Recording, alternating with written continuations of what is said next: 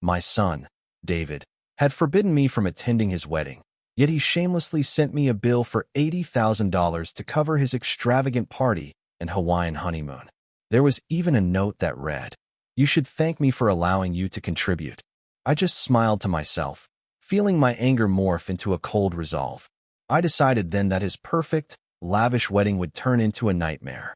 I was sitting at my kitchen table in my quiet Lexington home, the afternoon sun streaming through the old curtains. The cream-colored envelope had arrived that morning with David's handwriting on the front. I was so sure it was his wedding invitation. Finally, after months of silence, I traced my fingers along the seal, a small spark of hope fluttering inside me. I carefully opened it, expecting to find an elegant card detailing the venue and date. Maybe there would even be a note asking me to walk him down the aisle, like we used to joke about. Instead, there was no invitation. A stack of professionally printed bills slid out. The total was $80,000. My eyes moved down the list. $50,000 for the mansion rental near Lexington, a huge estate with well-kept gardens and crystal chandeliers. $20,000 for the catering, which included expensive wines and lobster flown in from Maine, and another $10,000 for the honeymoon suite in Maui, which came with private beach access. At the very bottom of the stack was a handwritten note from David. My heart dropped as I read his message. He wrote that I should be grateful he was allowing me to contribute after the problems I had caused his family, and that this covered my portion of the cost. He finished by saying, "Send the check soon. Victoria and I are counting on it." I stared at his words, the paper cool under my fingertips.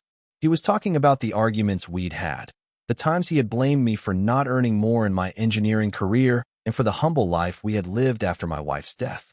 My hand trembled as I put the note down, the line items on the bill starting to blur. A framed photo sat on the table next to the bill.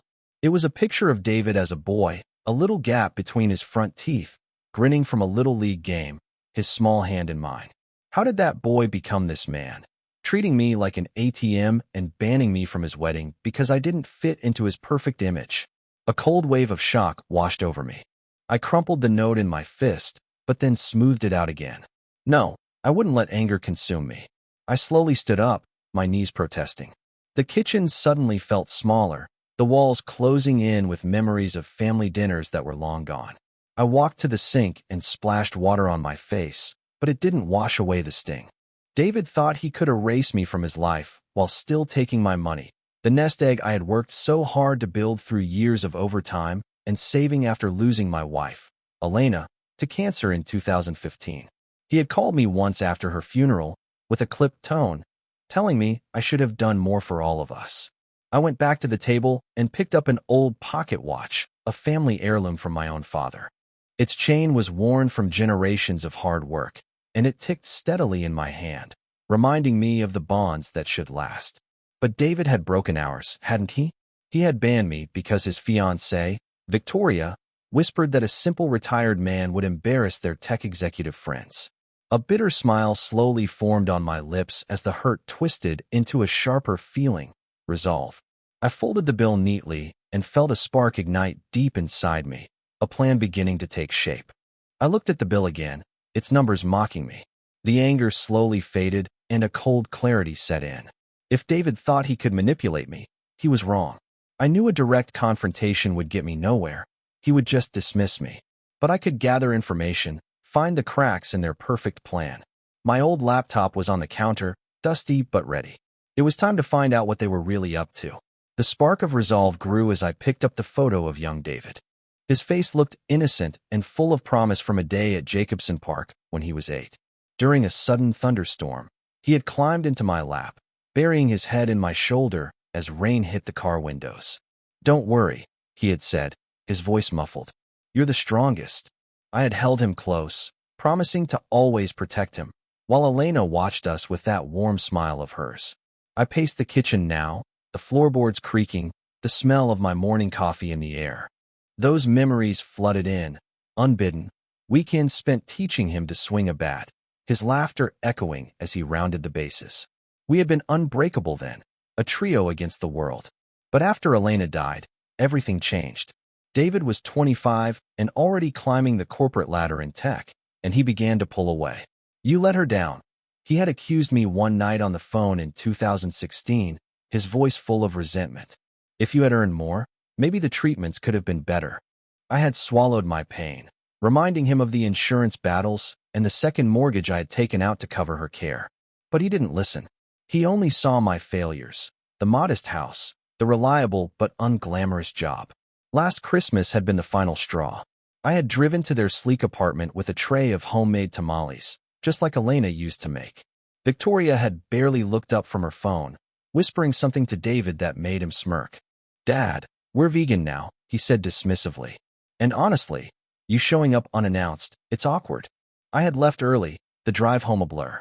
I felt like a relic in their shiny world.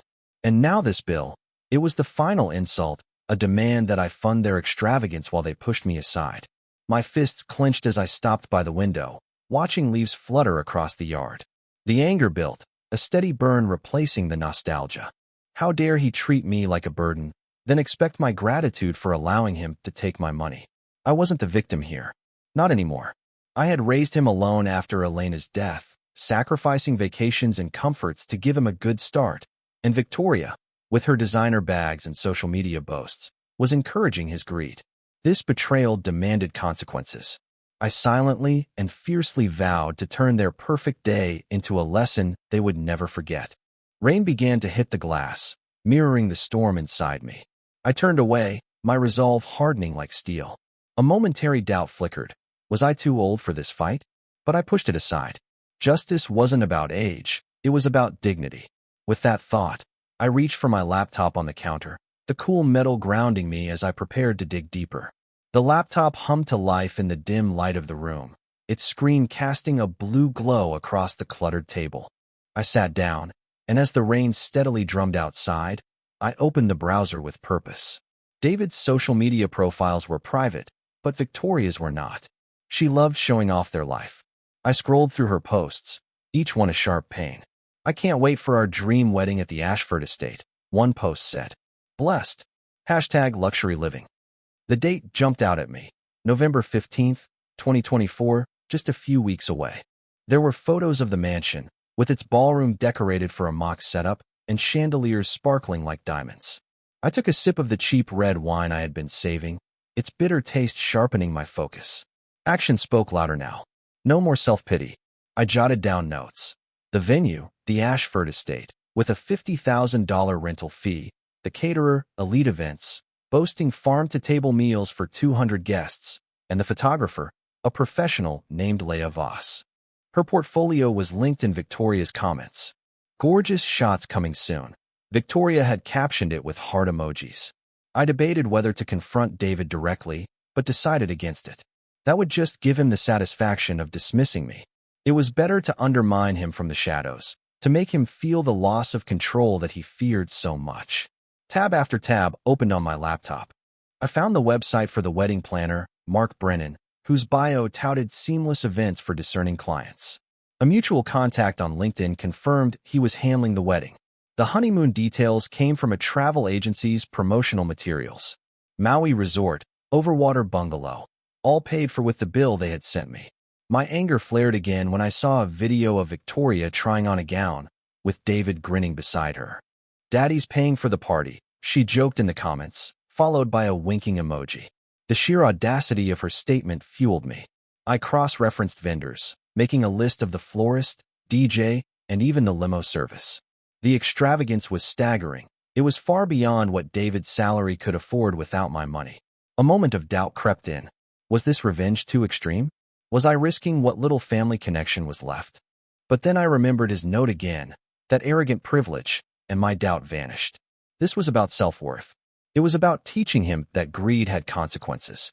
My hands were steady on the keyboard as I found Mark Brennan's contact number, the planner at the heart of it all. I took a deep breath. It was time to make the call and start unraveling their perfect tapestry, thread by thread. My fingers hovered over the numbers on my phone. It rang twice before a polished voice answered. "Mark Brennan Events. This is Mark speaking. How can I make your day extraordinary?" I leaned against the kitchen counter, the receiver cool against my ear, as I steadied my breathing. "Hello, Mark. This is Steve.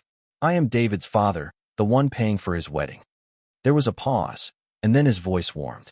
"Mr. Steve, David mentioned you would be calling to finalize payments. We are so excited that you are contributing to such a special event.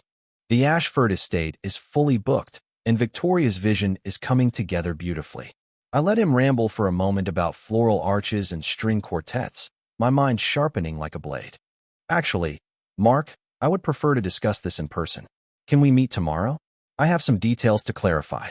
He quickly agreed, suggesting his downtown Lexington office at 10 a.m.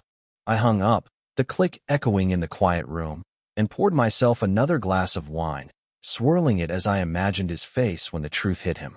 No more hiding behind notes and bills. I leaned back in my chair, adrenaline pulsing through me. The meeting with Mark was the first step, and I had to be ready. I spent the rest of the evening reviewing the bill, jotting down key figures to keep my facts straight.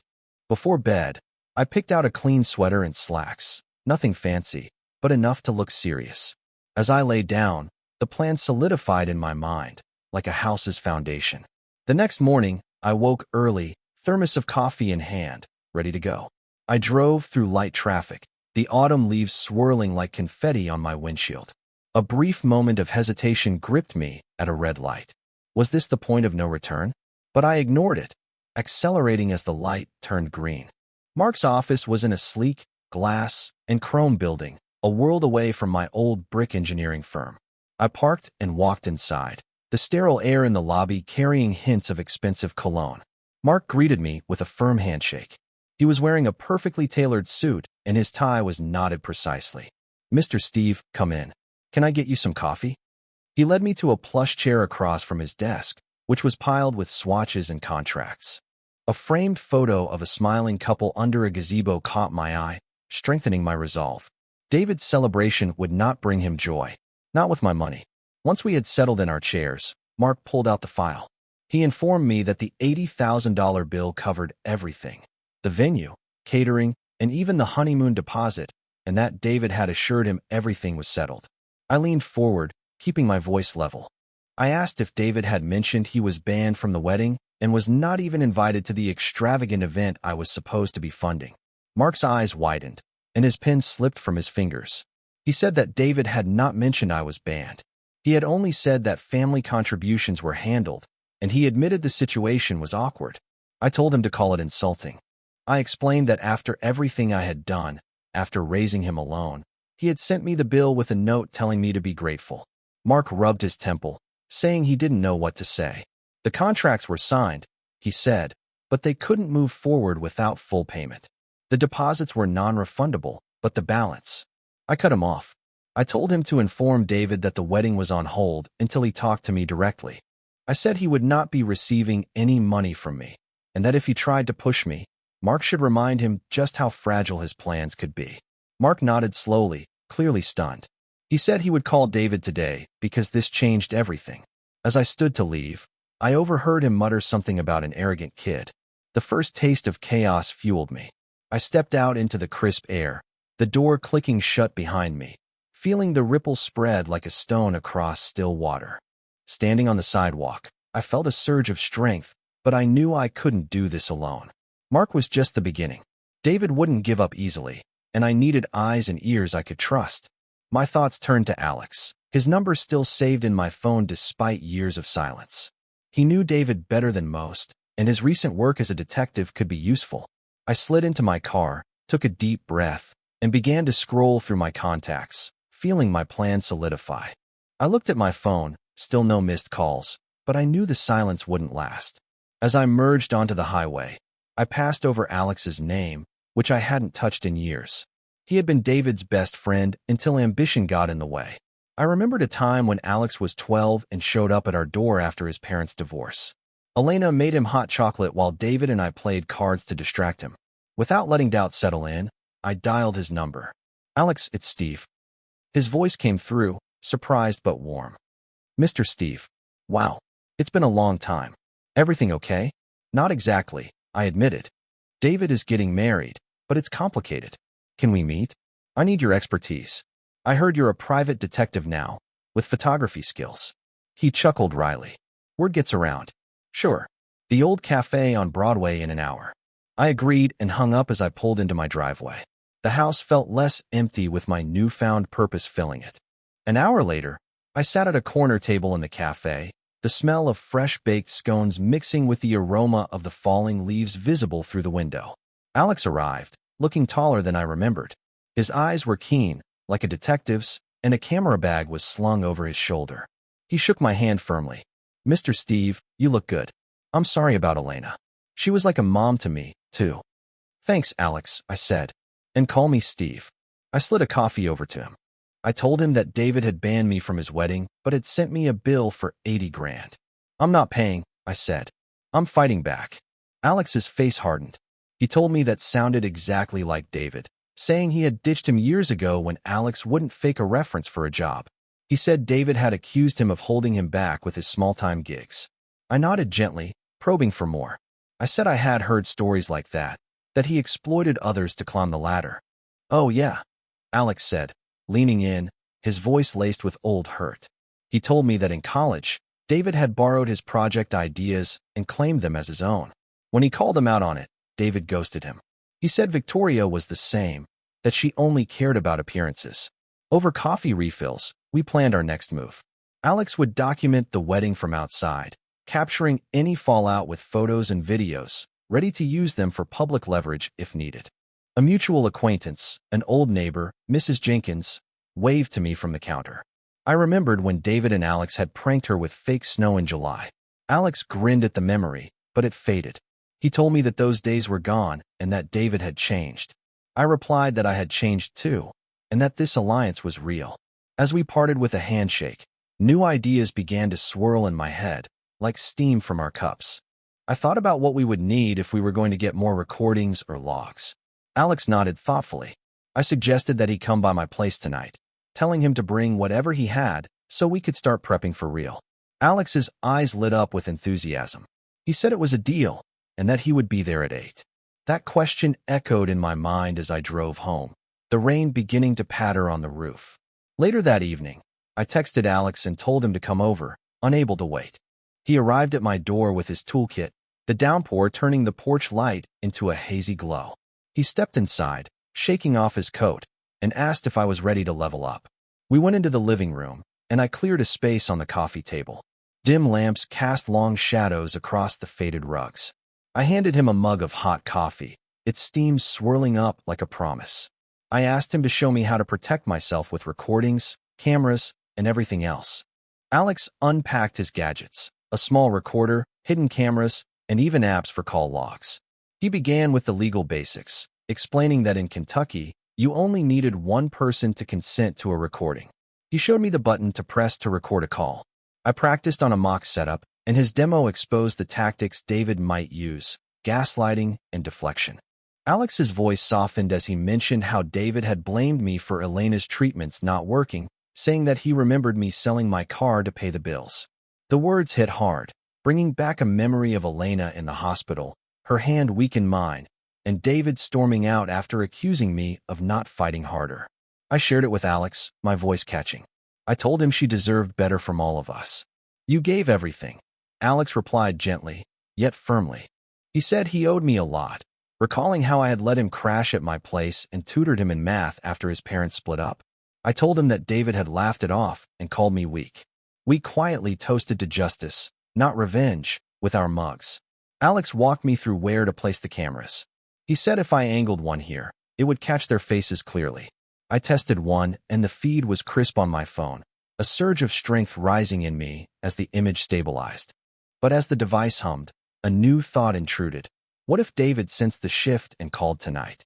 He didn't call that night, but I knew the silence wouldn't last. The next day was filled with intense anticipation.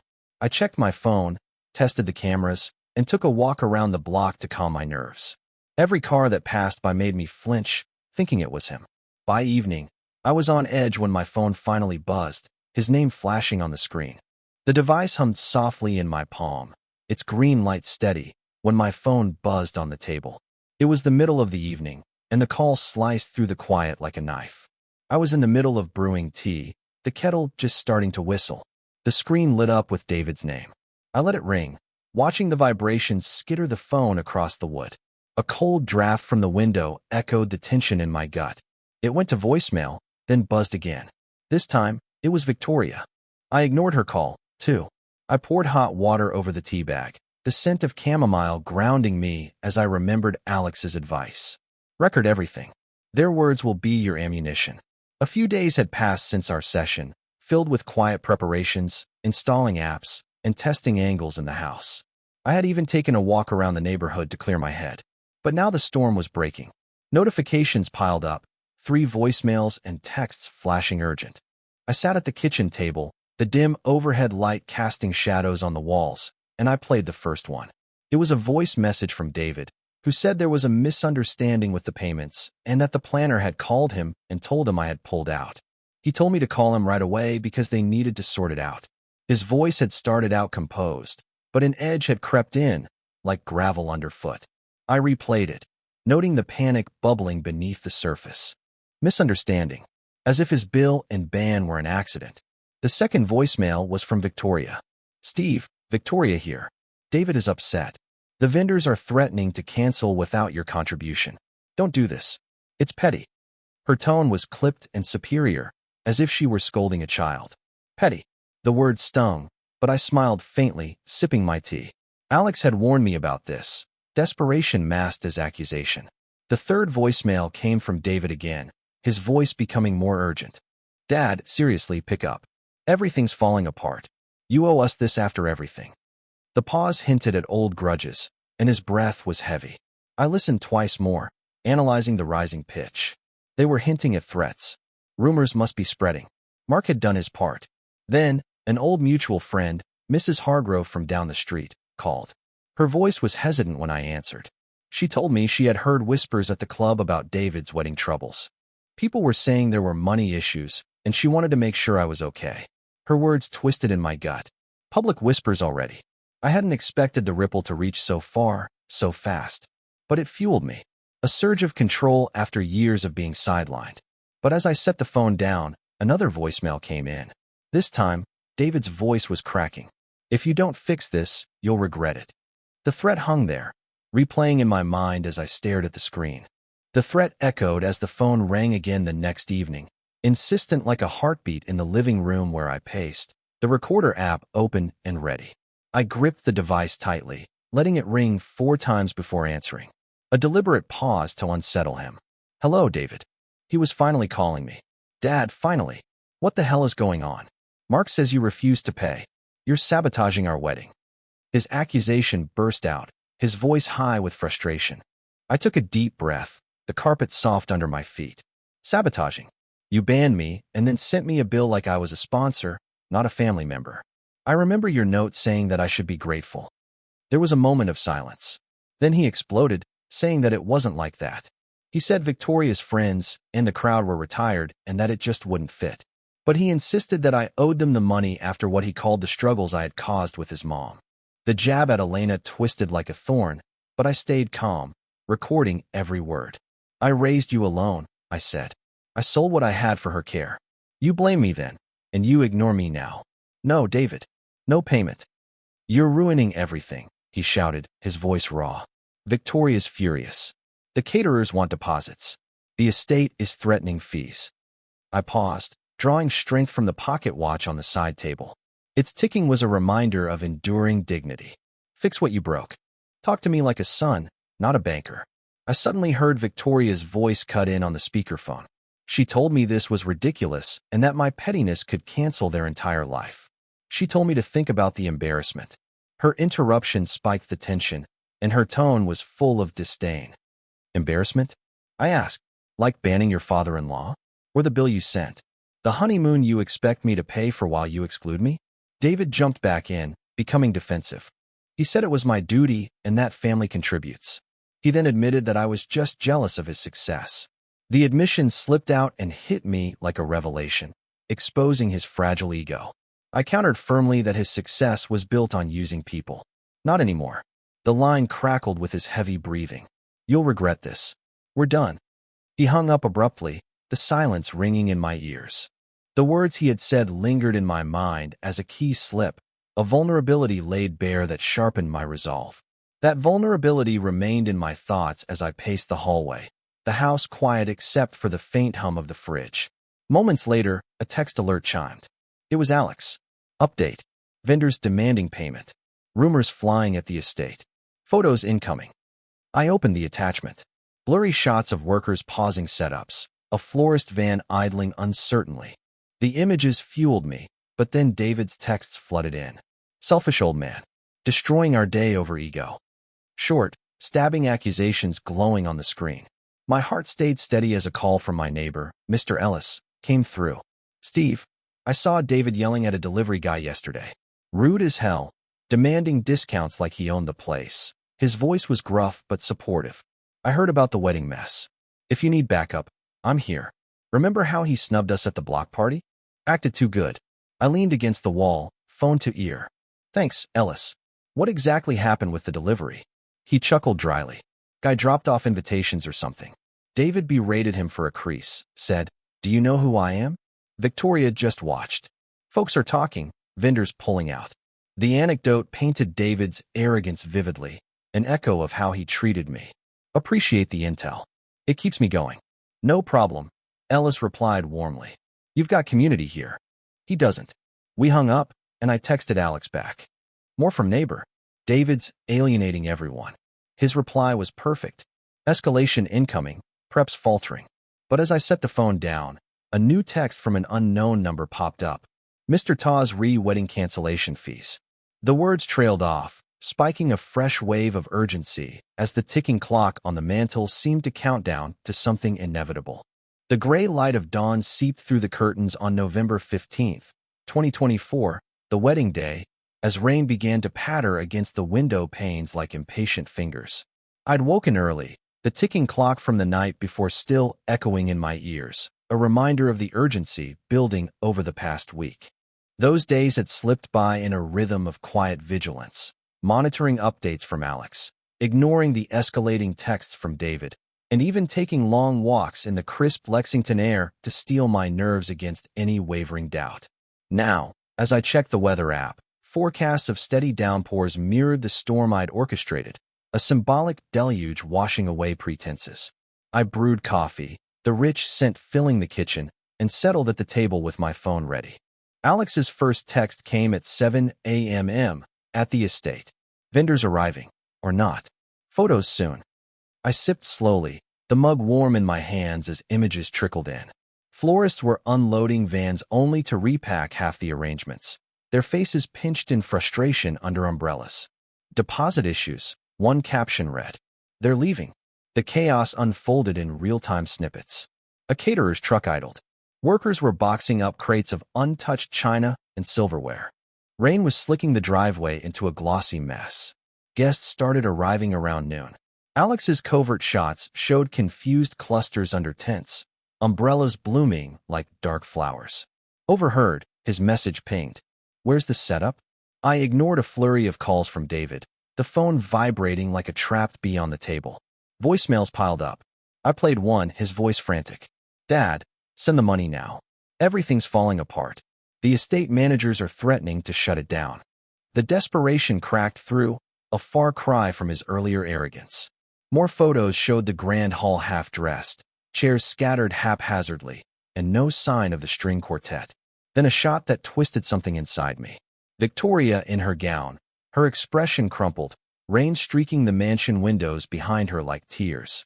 Doubt flickered briefly. Was this too cruel, turning their day into a spectacle? But I recalled the bill's condescension, the band that cut deeper than any rain, and the doubt dissolved into quiet satisfaction. Justice wasn't gentle. By afternoon, Alex reported, guests milling, some leaving, rumors spreading. Family feud over funds. I paced the room, rain drumming steadily outside, envisioning the humiliation unfolding miles away. Another voicemail from David, pleading, Please, Dad, wire it. Guests are laughing. Help. I could even hear a guest's murmur in Alex's audio clip. This is a disaster. Poor planning. The downpour intensified, sheets of water blurring the yard, as if nature itself amplified the reckoning. But then my phone rang again, David's name flashing, his voice on the edge when it went to voicemail. That mid-ring plea hung in the air as I let it roll to voicemail once more. The sound was swallowed by a sudden pounding on the door, insistent and heavy amid the downpour. Rain dripped from the eaves, and steady rivulets were pooling on the porch steps. I approached slowly, peering through the peephole. David and Victoria, disheveled in pajamas under hastily thrown coats, hair plastered wet, their faces pale and drawn. I opened the door a crack, the cool mist spraying in. "What are you doing here?" David pushed forward, water dripping from his sleeves onto the entry rug, forming a small puddle like an unwelcome intrusion. "Dad, let us in." The wedding's ruined, vendors left, guests scattered in the rain. "It's a joke now." Victoria huddled behind him, her makeup smudged, her gown peeking absurdly from under her coat. "Steve, please wire the money. We can salvage something." I stepped aside reluctantly, closing the door against the wind. They stood dripping in the hallway, the familiar scent of my home clashing with their desperation. "Salvage? After banning me and demanding I pay like a silent partner?" David ran a hand through his soaked hair, his voice breaking. "It was a mistake. Victoria's idea, the image, you know. But now everything's collapsed. Help us, Dad. For old times." I crossed my arms, steady despite the emotional pull. A flashback hit during the pause. David as a teen after Elena's funeral, accusing me of weakness while I buried my grief in work. It fueled me. Old times. Like when you blamed me for Mom's death and ignored me unless you needed cash. Victoria interjected, her tone wavering for once. Vulnerability cracking through. "We didn't mean it. It's the stress. The honeymoon's booked, deposits lost. Think of us. Think of you." I echoed, calm, but pointed. "Would you value me without my wallet? Answer that." David hesitated, his eyes darting. "Of course, your family, but success means standards. Please, just transfer it." The admission, standards over bonds, hung heavy, exposing his shallowness.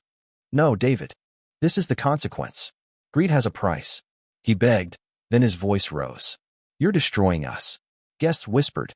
Vendors mocked. "Fix it for your son." Victoria clutched his arm, whispering urgently. But I shook my head. "Go learn from this." As I moved to open the door, David's final words tumbled out, raw. "Wait, Dad. I regret it. All of it." The rain roared outside, and I closed the door on them, their footsteps retreating into the storm, my resolve lingering like the echo of his regret. That echo faded into silence as I turned away, sinking into the armchair by the window, rain streaking the glass in fading patterns. Their car lights pierced the dusk before vanishing, leaving the house wrapped in a comforting hush. The next few days blurred into reflection, fielding calls from curious neighbors, sorting through the emotional debris, and even burning the original bill in the fireplace one quiet evening, its ashes a symbolic release. By the week's end, Alex texted confirmation. Full collapse. The estate refunded partial, but reps tanked. But got me new clients thanks to the fallout. I called him, the line crackling warmly. "Steve, you did it. Photos show the empty tents. Guests bailing." David's circles are buzzing that his arrogance bit him. I leaned back, glancing at an open photo album on the table, faded images of happier times stirring but not overwhelming me. "I appreciate your help. It feels freeing." He laughed lightly. "Anytime." Heard from him. "Not since," I replied. "But maybe he'll learn." We chatted about old pranks, the conversation turning to future plans, perhaps a trip for me, now unburdened. Later, an unexpected email arrived from Mrs. Hargrove. "Stephen," she wrote, "your stand reminded me to value real ties. Coffee soon." It warmed me, these alliances blooming from the chaos. I muttered to myself over a solitary toast with coffee. To dignity reclaimed. My home felt fuller, not with things, but with a new sense of self-worth. David's lesson might sting, but growth often did. The hints of his regret suggested seeds had been planted.